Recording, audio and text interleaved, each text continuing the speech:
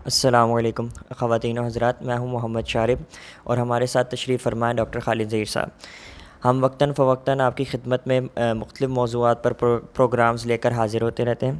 آج کا ہمارا زیر بحث موضوع ہے وجود باری تعالیٰ پر ہونے والے اعتراضات، جو زیادہ تر ایتھیسٹ کی طرف سے اٹھائے جاتے ہیں اور ان کا تحقیقی جائزہ۔ ڈاکٹر صاحب، میرا پہلا سوال یہ ہے کہ اگر ہم خدا پر یقین رکھتے ہیں تو اس کو سائنسی لحاظ سے ثابت کر سکتے ہیں؟ کیا یہ ممکن ہے؟ دیکھیے، گزارش یہ ہے کہ کسی چیز کو ثابت کرنے کا طریقہ ضروری نہیں ہے کہ لیبارٹری میں ہو۔ ہر حقیقت کے ثبوت کے لیے دلائل اسی انداز کے دیے جائیں گے کہ جو اس حقیقت کو ثابت کرنے کے لیے موزوں ہے۔ چنانچہ جب آپ مثال کے طور پر کوئی ڈاکٹر یہ کہتا ہے، ماہر نفسیات، کہ میرا فلاں مریض نفسیات کا مریض ہے، تو اس سے یہ تقاضا کیا جائے کہ وہ کہیں لیبارٹری میں آ کے اس کو ثابت کرے، یہ مناسب تقاضا نہیں ہے۔ ظاہر ہے وہ اپنے دلائل شواہد دے گا، اس کی باتوں، حرکات، سکنات سے۔ اللہ تعالیٰ کے وجود کا ثبوت اسی انداز میں دیا جا سکتا ہے کہ جو اللہ تعالیٰ کے موجود ہونے کے لیے موزوں بفٹنگ شایان نشان ہے، اور وہ یہ ہے کہ جو کچھ موجود ہے اس سے اس چیز کا اندازہ لگایا جائے کہ جو موجود نہیں ہے۔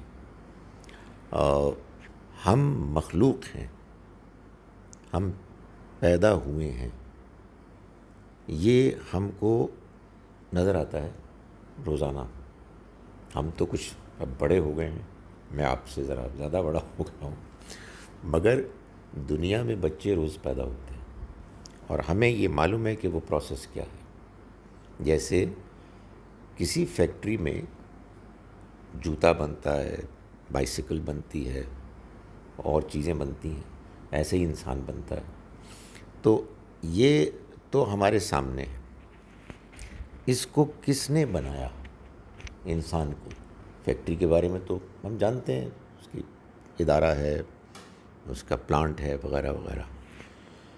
تو جواب وہاں سے آنا چاہیے کہ جو ہمارے جواب کو نہیں مانتا۔ ہم تو یہ کہہ رہے ہیں کہ یہ بڑی واضح سی بات ہے کہ جس نے ماں کے پیٹ میں بچے کو پیدا کرنے کا پروسیس جاری کیا، اسی نے اس بچے کے بچپن سے لے کے جب تک وہ جیتا ہے اس کی ضروریات کو پورا کرنے کے بھی بہت سے پروسیسز جاری کر دیے۔ اس کے طریقے الگ ہیں، آسمان سے پانی برستا ہے، زمین سے فصلیں اگتی ہیں، وغیرہ وغیرہ۔ سو یہ سارا حیرت انگیز نظام اللہ نے اپنے کلام میں بتا دیا، خود بیان کر کے کہ یہ میں چلا رہا ہوں۔ اب اگر کوئی یہ کہتا ہے کہ نہیں وہ نہیں چلا رہا، تو پھر وہ بتا دے کون چلا رہا ہے۔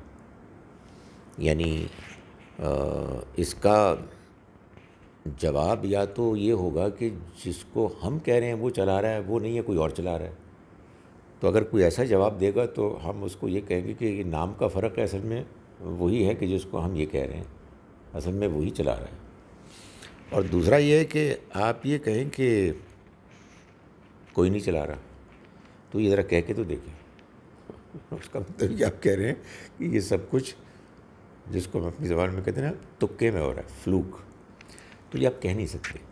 تو قرآن مجید نے اس بات کو سمجھانے کی حد کر دی ہے کہ یہ نظام آپ سے آپ نہیں چل سکتا، اس کے چلانے والی ذات اس کے پیچھے ہے، جس نے حیرت انگیز طریقے سے جیسے ہمیں بنایا غیر معمولی صلاحیتیں دے کے، ویسے ہی ہماری ضرورتوں کو پورا کرنے کے لیے اس نے اپنے نظام میں ایک غیر معمولی حیرت انگیز سسٹم کریٹ کر دیا ہے کہ جو ہم کو نظر آ رہا ہے. تو اب اس کے علاوہ کیا بات ہے جو کوئی کر سکتا ہے؟ ایک اور بڑا پاپولر اعتراض کیا جاتا ہے وہ یہ کہ ایک جگہ تو خدا میں عقل اور حواس خمسہ کے استعمال کی تاکید کرتا ہے قرآن مجید کہ ہم اس تک پہنچیں، لیکن جب ہم ایسا کرتے ہیں تو حواس خمسہ میں جو سب سے پرومیننٹ ہے بصارت کا حصہ ہے، تو اس کا استعمال کر کے تو ہم اس کا ادراک نہیں کر پاتے، مطلب اس تک نہیں پہنچ پاتے اور اس کا مشاہدہ نہیں کر پاتے. تو اس کا کیا جواب دیں گے؟ اس کے جواب میں ہم ایک سوال کریں گے، اور وہ یہ ہے کہ وہ جو بصارت ہے، دیکھنے کی صلاحیت ہے، جس سے میں آپ کو دیکھ رہا ہوں، آپ مجھے دیکھ رہے ہیں، اس سے آپ مجھے وہ عقل دکھا دیں جس نے یہ سوال پیدا کیا ہے. تو اس عقل کو جب آپ مجھے دکھائیں گے تو میں آپ کو خدا بھی دکھا دوں گا، لیکن آپ عقل دکھا نہیں سکتے. وجہ یہ ہے کہ عقل بتاتی ہے کہ عقل دیکھنے والی چیز نہیں ہے. عقل اصل میں وہ صلاحیت، وہ فیکلٹی ہے کہ جو موجود ہے. اس کی دلیل یہ ہے کہ عقل سے کام لے کر آپ معقول کام کرتے ہیں، ریزنیبل کام کرتے ہیں، جو اس بات کی دلیل ہوتی ہے کہ اس کے پیچھے عقل ہے. اسی طرح سے اس دنیا کو جس طرح سے بنایا گیا ہے اور چلایا جا رہا ہے، اس کے پیچھے ایک ذات ہے جو ہمیں نظر نہیں آ رہی ہے. خدا اپنی تعریف کیوں کروانا چاہتا ہے، جس کا عملی نمونہ ہم تقریباً ہر مذہب میں دیکھتے ہیں اس کی ریلیجیس پریکٹسز کے تھرو. تو اس سے خدا کو کیا سروکار ہے؟ اس کو تو ضرورت نہیں ہے. وہ جگہ فرماتا ہے کہ وہ بے نیاز ہے، مطلب اس کو کسی کی حاجت نہیں ہے. تو اس کو اپنی تعریف کروانے کی کیا ضرورت ہے؟ اس سوال میں ایک جھول ہے، کیونکہ سوال کے اندر ہی جواب تو دے دیا گیا ہے کہ وہ بے نیاز ہے. تو پھر سوال کیا ہے؟ اس کی تو ضرورت ہی کوئی نہیں. اس کا جواب یہ ہے کہ اگر آپ اللہ تعالیٰ کو اپنا کوئی بڑا بھائی سمجھتے ہیں تو پھر تو یہ سوال ہوتا ہے. لیکن اگر اللہ تعالیٰ آپ کی طرح کوئی مخلوق، کوئی انسان جس کے اندر کمزوریاں ہیں، ویسا ہے ہی نہیں، اس کی کوئی ضرورت ہی نہیں ہے، تو پھر اس کی ایک ہی وجہ ہو سکتی ہے، اور وہ یہ ہے کہ وہ یہ چاہتا ہے کہ اس نے آپ کو جب انسان بنایا تو اس نے یہ چاہا کہ آپ ایک اچھے بہترین انسان بنیں، تاکہ آپ اس جنت کے مستحق بنیں کہ جو اس نے آپ جیسے انسانوں کو کہ جو کامیاب ہوں گے ان کے لیے تیار کی ہے. اس وجہ سے وہ آپ کے لیے یہ چاہتا ہے کہ آپ ایک سچے، حق پسند، اور جہاں سے آپ کو نعمت ملتی ہے اس نعمت کے دینے والے کے شکر گزار بنیں. تو یہ اس کی ضرورت نہیں ہے، آپ کی ضرورت ہے.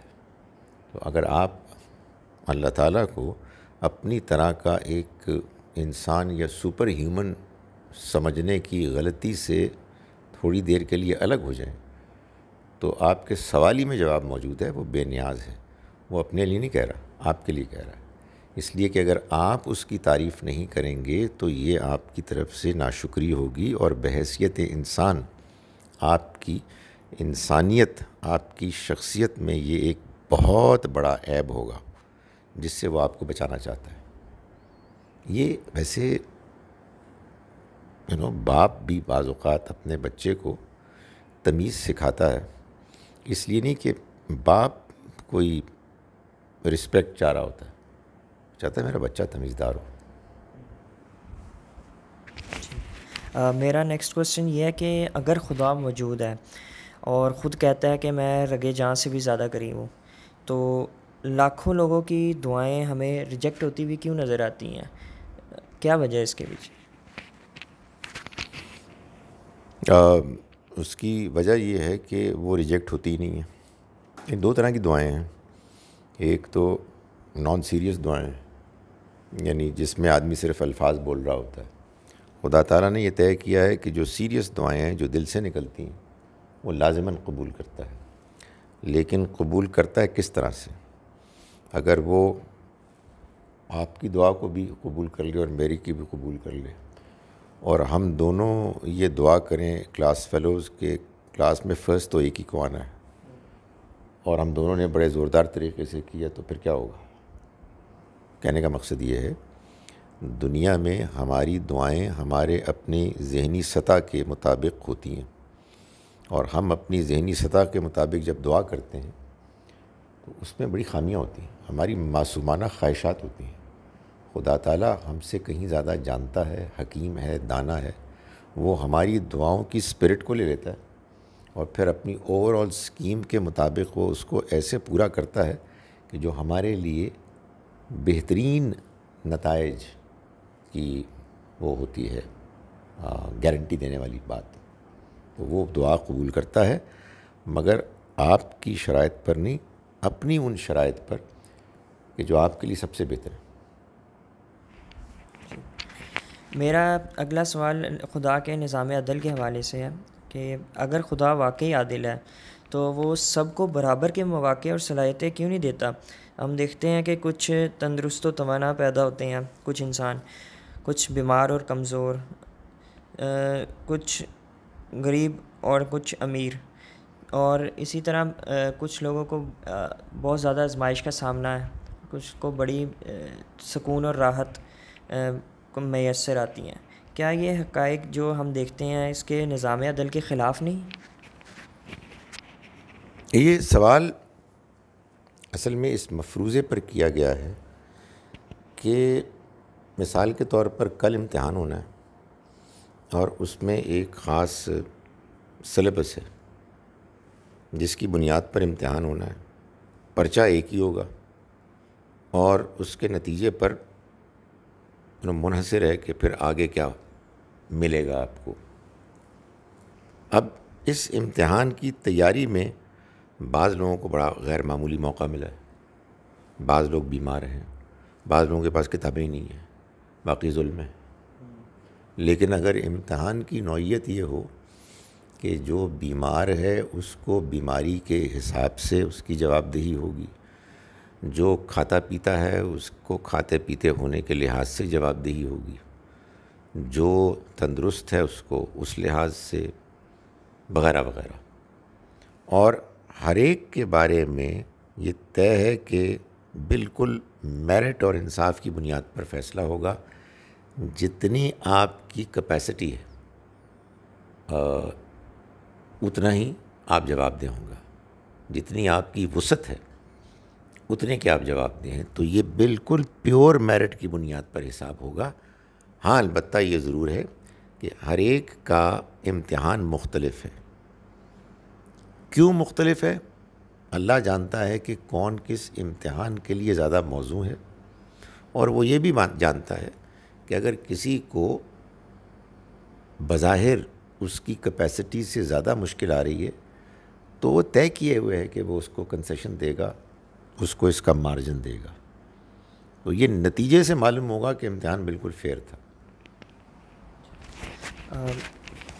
یہ میرا آخری سوال ہوگا کہ تمام انسانوں کو ایک ہی دین پر پیدا کیوں نہیں کیا گیا؟ ہم دیکھتے ہیں کہ مختلف لوگ مختلف ادیان کو فالو کرتے ہیں، سب اپنے دین ماننے والوں کو ہی جنتی سمجھتے ہیں، تو بالفرض ایک مذہبی گروہ کا مقدمہ ٹھیک بھی ثابت ہو جاتا ہے، تو باقیوں کے ساتھ کیا معاملہ پیش آئے گا؟ اس کی بھی وضاحت کر دیجیے۔ سوال ہی سے معلوم ہو گیا کہ یہ جو مختلف مذاہب کے لوگ دعویٰ کرتے ہیں کہ انہی کے ماننے والے جنت میں جائیں گے، یہ ایک غلط دعویٰ ہے۔ یہ تو اصل میں قرآن مجید کہتا ہے کہ یہ آپ کی امانی، یعنی وشفل تھنکنگ، ایسا نہیں ہوگا۔ اللہ تعالیٰ اگر سب کو ایک ہی دین پر پیدا کر دیتا تو پھر اس کو ایک اور کام کرنا پڑتا، سب کو اسی دین کو ایک ہی طرح سے سمجھنے والا بنایا تھا۔ اسے یہ کرنا پڑتا کہ سب کو اس ایک دین کی جو ایک سمجھ ہے اس کے مطابق سب کو ایک ہی عمل کرواتا۔ یہ سب کرنے کے نتیجے میں یہ خواہش تو پوری ہو جاتی کہ سارے ایک دین پہ ہوتے، مگر ایک بہت بڑا حادثہ ہو جاتا، لوگوں کے اختیار کو ختم کر دیا جاتا، اس کے بعد امتحان ختم ہو جاتا۔ اس کے بعد تو یہ سوال پیدا ہوتا کہ اس نے پیدا کیوں کیے، پیدا کرنے کی وجہ کیا ہے؟ تو پیدا کرنے کی وجہ امتحان، امتحان کے لیے یہ ضروری ہے کہ کوئی اختیار ملے. جب اختیار ملے گا تو اس سے کیا فرق پڑتا ہے؟ آپ کے اندر آپ کی فطرت میں صحیح اور غلط میں امتیاز کی صلاحیت ہے اور آپ کو عقل دی گئی ہے اور اس سے آپ انتخاب کرتے ہیں. کسی کو ہندو پیدا کیا, کسی کو مسلمان, کسی کو عیسائی, کسی کو یہودی, کسی کو چینی, اور اللہ تعالیٰ اس صلاحیت خیر و شر کے درمیان فرق کرنے والی اور عقل کو دیکھ رہا ہے کہ لوگ کیسے استعمال کر رہے ہیں.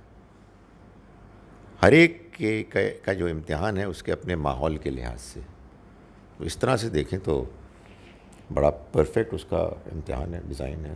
یہ بھی نتیجے سے معلوم ہو جائے گا کہ بالکل صحیح فیصلے ہو رہے ہیں اور یہ جو مذہبی لوگ سوچ رہے ہیں اس کے بالکل برعکس ہو رہے ہیں.